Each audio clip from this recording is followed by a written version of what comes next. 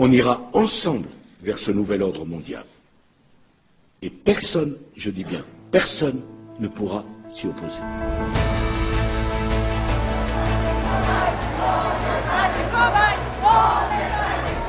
En ce moment, on va de plus en plus vers une dictature. Ça soulève le problème de la liberté de choisir. Je crois que notre génération doit savoir que la bête de l'événement est là. Il est temps de travailler ensemble à l'avènement d'un nouvel ordre mondial. Nous utiliserons notre pouvoir pour les rendre dociles et faibles. Ils grandiront en étant déprimés. Nous parlons de cet homme blessé lors d'une manifestation samedi dernier. Il a vraisemblablement été visé par un tir de LBD. Nous utiliserons la peur comme notre arme.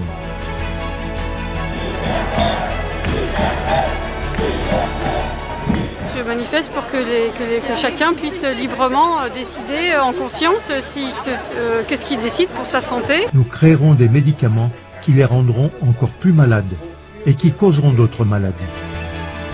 Nous mettrons en place un système monétaire qui les fera prisonniers pour toujours.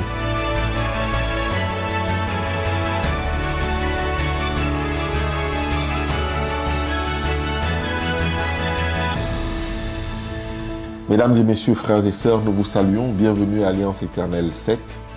Bienvenue à cette nouvelle série d'études sur le livre de Daniel. Et nous prions Jésus-Christ de nous accompagner par son esprit et nous guider pour la révélation des choses de l'esprit. Ce soir, aujourd'hui, nous commençons par l'introduction du livre de Daniel.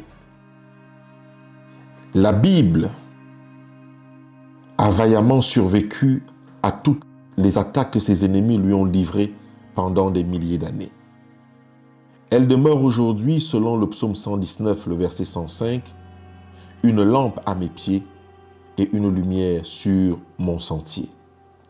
Par amour pour nous, Dieu nous a depuis longtemps donné la Bible. 2 Pierre 1, le verset 21 dit « C'est poussé par le Saint-Esprit que les hommes ont parlé de la part de Dieu ». D'autres parmi ses serviteurs ont défendu pour nous la parole de Dieu à travers des âges au prix d'innombrables souffrances allant parfois jusqu'au martyre. Hébreux 11, le verset 36 à 39 le confirme. D'autres subirent les moqueries et le fouet, les chaînes et la prison. Ils furent lapidés, sciés, torturés. Ils moururent tués par l'épée. Ils allèrent çà et là vêtus de peaux de brebis et de peaux de chèvre, dénués de tout, persécutés, maltraités, eux dont le monde n'était pas digne, errant dans les déserts et les montagnes, dans les cavernes et les antres de la terre. Tout cela, à la foi duquel il a été rendu témoignage, n'ont pas obtenu ce qui leur était promis. Juste pour que tu puisses avoir la révélation prophétique intacte.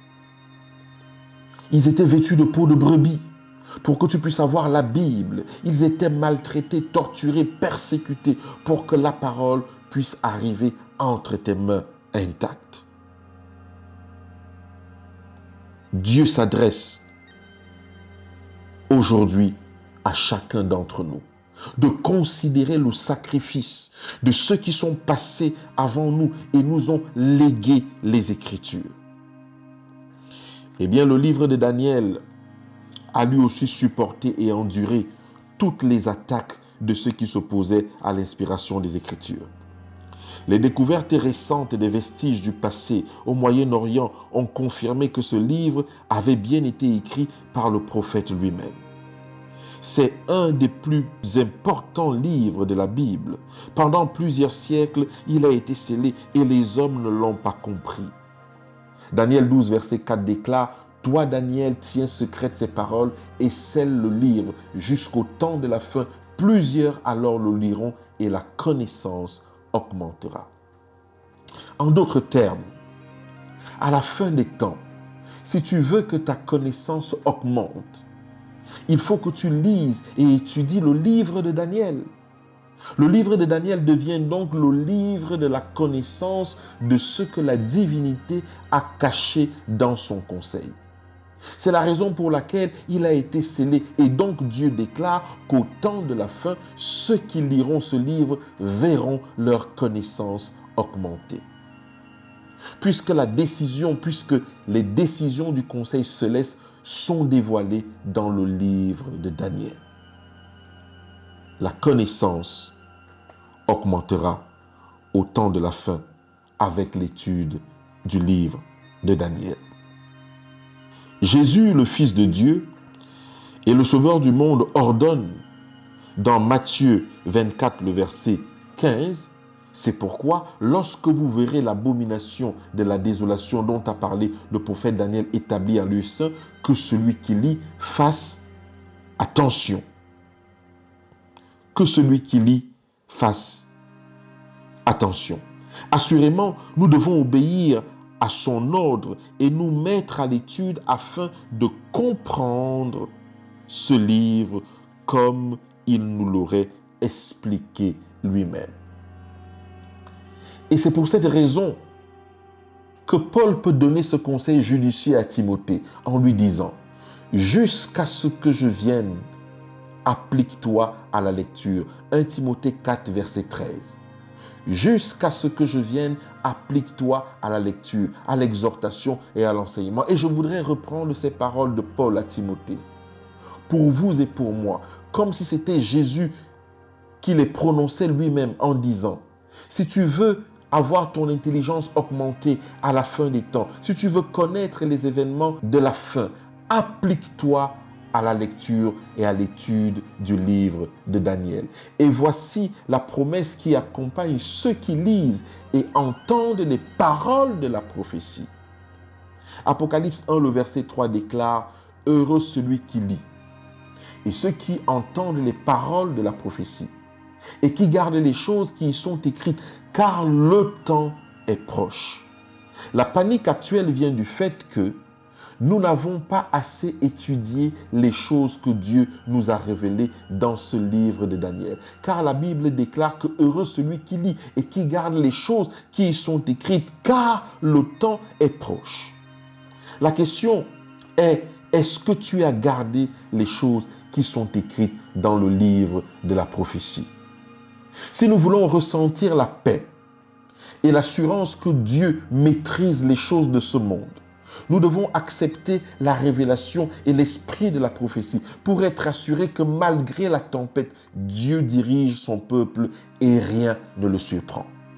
L'une des questions que nous nous posons dans cette introduction sur le livre de Daniel est de savoir qui est Daniel? Que dit la Bible de cet homme? Mesdames et messieurs,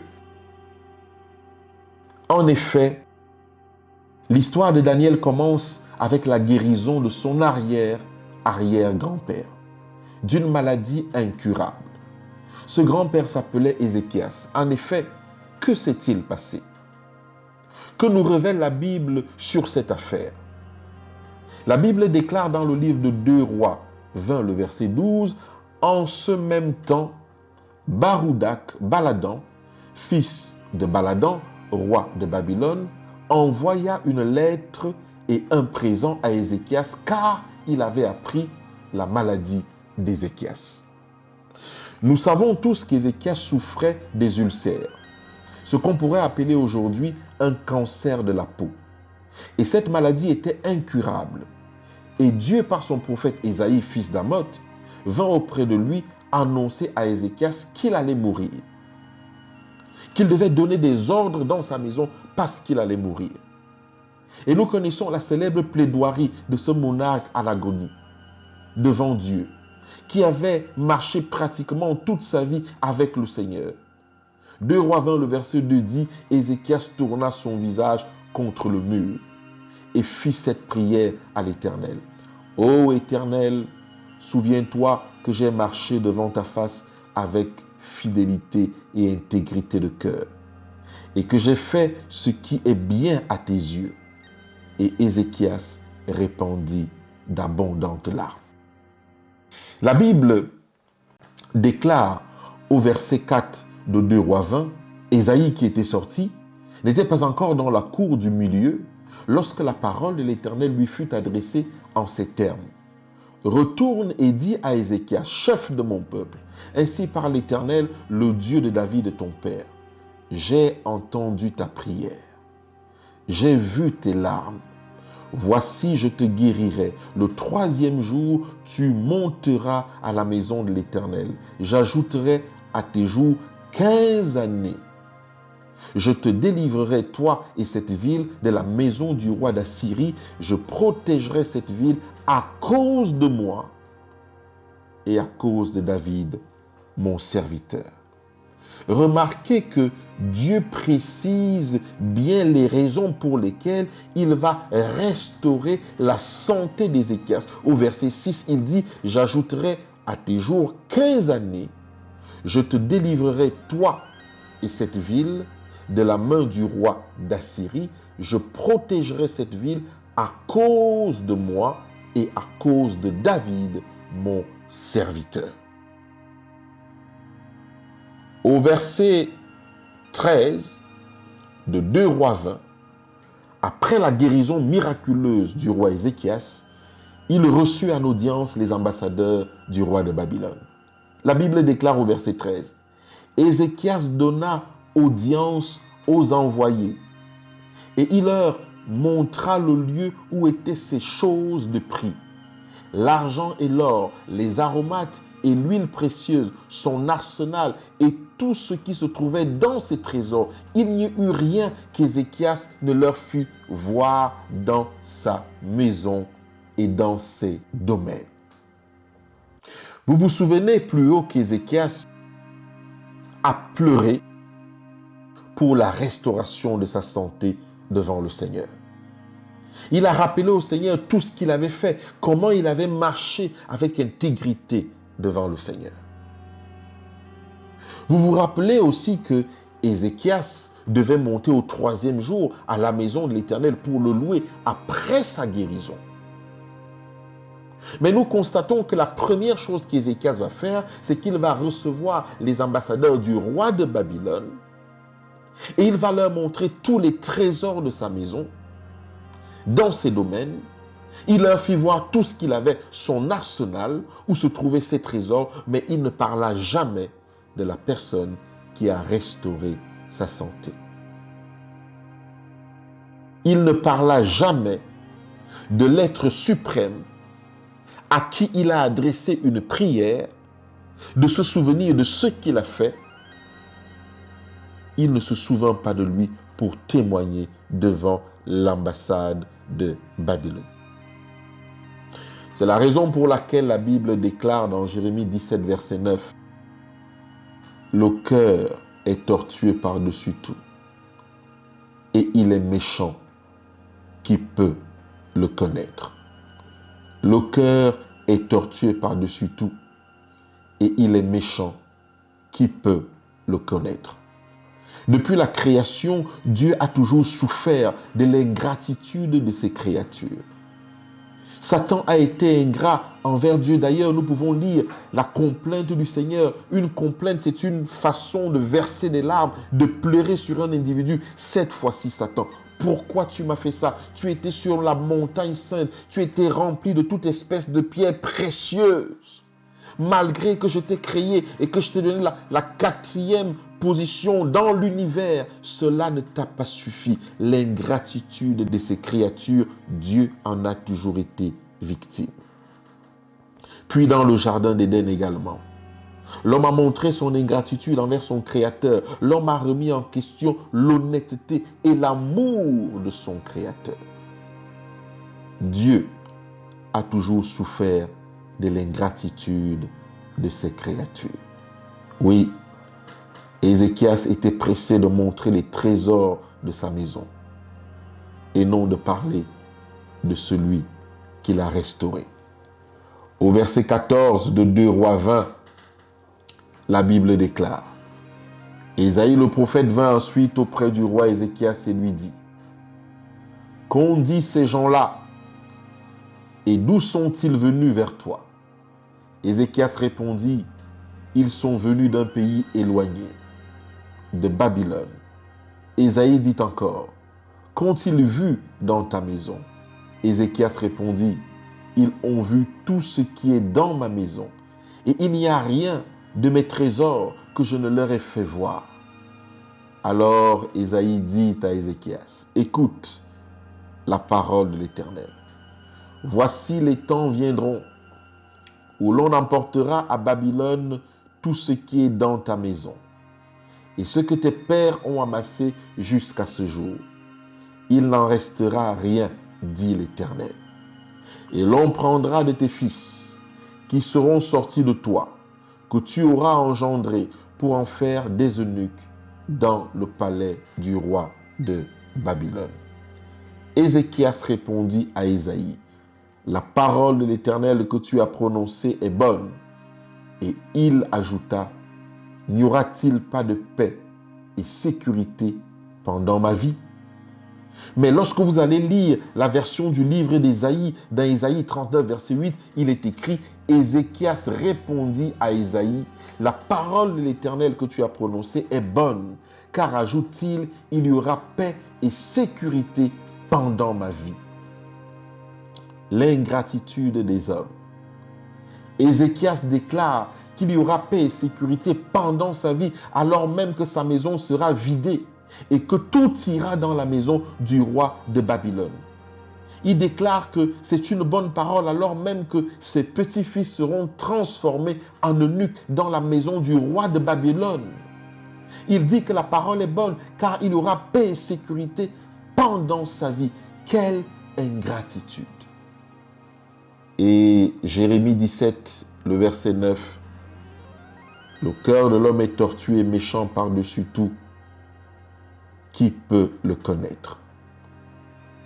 Ce monarque vient de prier à chaudes larmes. Il vient de demander au Seigneur de pouvoir le restaurer. Il vient de prier et la parole est descendue. Dieu a reconnu sa façon de travailler pour lui. Aujourd'hui, il est prêt à liquider tous les trésors de sa maison et que ses pères ont acquis, de liquider la vie des hommes qui vont naître après lui. Et il ne se répand pas. Il ne se répand pas, car il ajouta, il y aura paix et sécurité pendant ma vie. Le cœur de l'homme est tortueux et méchant par-dessus tout. Qui peut le connaître? C'est ainsi donc que commence l'histoire de Daniel. L'homme que la Bible a appelé Daniel, homme bien-aimé de Dieu, dans Daniel 10, le verset 11. Puis il me dit, Daniel, homme bien-aimé de Dieu. C'est le nom que le ciel a attribué à Daniel, homme bien-aimé de Dieu. Sois attentif aux paroles que je vais te dire et tiens-toi debout à ta place où tu es, car je suis maintenant envoyé vers toi. Lorsqu'il m'eut ainsi parlé, je me tins debout en tremblant. L'homme bien-aimé est devenu un eunuque dans la maison du roi de Babylone. Il ne pourra pas avoir de postérité. C'est la raison pour laquelle vous n'entendez pas parler des enfants de Daniel, ni de la femme de Daniel. Cet homme qui a eu le privilège de côtoyer les êtres célestes, et Jésus lui-même, de les voir de ses propres yeux. Cet homme qui a eu la grâce de voir et de décrire Dieu, le Père, dans sa représentation physique. Cet homme qui a eu la grâce de rentrer dans les secrets de la divinité est devenu eunuque à cause de son arrière-grand-père. Au moment où l'histoire de Daniel commence, la malédiction d'Ézéchias apparaît au chapitre 1 de Daniel 1. La 3e année du règne de Joachim, roi de Juda, Nebuchadnezzar, roi de Babylone, marcha contre Jérusalem, l'assiégea. Le Seigneur livra entre ses mains Joachim, roi de Juda, et une partie des ustensiles de la maison de Dieu. Nebuchadnezzar emporta les ustensiles au pays de Chinéa, dans la maison de son Dieu. Il les mit dans la maison du trésor de son Dieu. La première partie va s'accomplir. Le roi ordonna à Ashpenaz, chef des eunuques, d'amener quelques-uns des enfants d'Israël, de la race royale, aux familles nobles, de jeunes garçons sans défaut corporel, beaux de figure, doués de sagesse, d'intelligence et d'instruction, capables de servir dans le palais du roi et à qui l'on enseignerait les lettres et la langue des Chaldéens.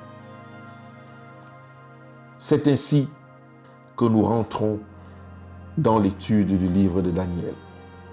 Cet homme qui a côtoyé des êtres célestes, qui n'aura pas de postérité, qui n'aura pas de femme, qui n'aura pas d'enfant, parce que son grand-père n'a pas voulu se repentir et a dit que la parole était bonne puisque dans sa vie, tout irait pour le mieux. Et je rappelle que c'est également dans les 15 ans de vie d'Ézéchias qu'il a fait naître le plus mauvais roi que Israël ait connu, Manassé. Notre étude sera très fructueuse. Mais avant d'ouvrir le livre de Daniel, inclinons-nous devant Dieu et demandons-lui de nous accorder le don du Saint-Esprit afin qu'il nous enseigne lui-même. Voici sa promesse dans Proverbe 1, le verset 23. Tournez-vous pour écouter mes réprimandes. Voici, je répandrai sur vous mon esprit et je vous ferai connaître mes paroles. Jésus nous a assuré que le Saint-Esprit nous enseignera toutes choses et nous conduira dans toute la vérité. Jean 14, le verset 26 le déclare. Mais le Consolateur, l'Esprit Saint, que le Père enverra en mon nom, vous enseignera toutes choses et vous rappellera toutes celles que je vous ai dit. Jean 16, le verset 13 le redit encore. Quand le Consolateur sera venu, l'Esprit de vérité, il vous conduira dans toute la vérité, car il ne parlera pas de lui-même, mais il dira tout ce qu'il aura entendu et il vous annoncera les choses à venir. La Bible déclare aussi « Demandez et l'on vous donnera. Cherchez et vous trouverez » dans Matthieu 7, le verset 7. Mais prenons bien garde dans notre étude du livre de Daniel de ne point déformer la sainte parole de Dieu.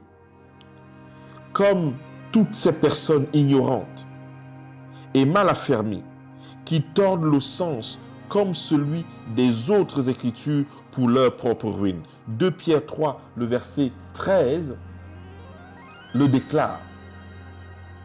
C'est ce qu'il fait dans toutes les lettres où il parle de ces choses dans lesquelles il y a des points difficiles à comprendre, dont les personnes ignorantes et mal affermies tordent le sens comme celui des autres Écritures pour leur ruine. La Bible déclare aussi que, sachant tout d'abord vous-même qu'aucune prophétie de l'Écriture ne peut être l'objet d'interprétation particulière.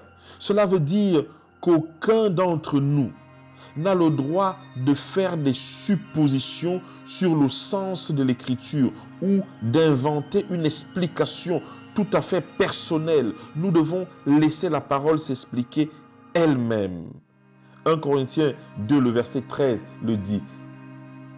Et nous en parlons, non avec des discours qu'enseigne la sagesse humaine, mais avec ceux qu'enseigne l'Esprit, employant un langage spirituel pour les choses spirituelles. C'est dans ce sens que nous avons besoin d'aide de l'ange auquel Dieu ordonne dans Daniel 8, le verset 16. Et j'entendis la voix d'un homme au milieu de lui, il criait « Gabriel, explique-lui la vision. » Si Dieu était si désireux, mon frère, ma sœur, d'aider Daniel à comprendre ce qu'il avait lui-même vu, à combien plus forte raison nous aidera-t-il? Ce livre a été écrit pour nous qui vivons dans les derniers jours de l'histoire de ce monde. Puisque la plupart des lecteurs possèdent la version de la Bible Louis II, nous utiliserons ce texte pour notre étude. On pourrait également tirer grand profit en consultant d'autres versions française. Je voudrais prier le Seigneur pour qu'en entrant dans le livre de Daniel, que nous puissions l'étudier, vous et nous, avec beaucoup d'humilité. Et que dans cette étude, nous puissions reconnaître la puissance de Dieu, que nous puissions reconnaître la qualité de ses messages. Et nous prions que l'ange qui était auprès de Daniel pour ouvrir son intelligence, pour augmenter son intelligence, puisse nous visiter aussi. Je prie pour que vos familles soient protégées. Je prie pour que vous ne soyez pas assaillis par les assauts de Satan, notamment par ces maladies actuellement.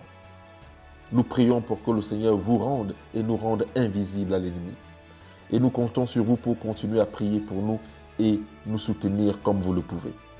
Je vous donne rendez-vous à jeudi prochain pour la suite de notre étude. Que la paix soit avec vous. Au revoir.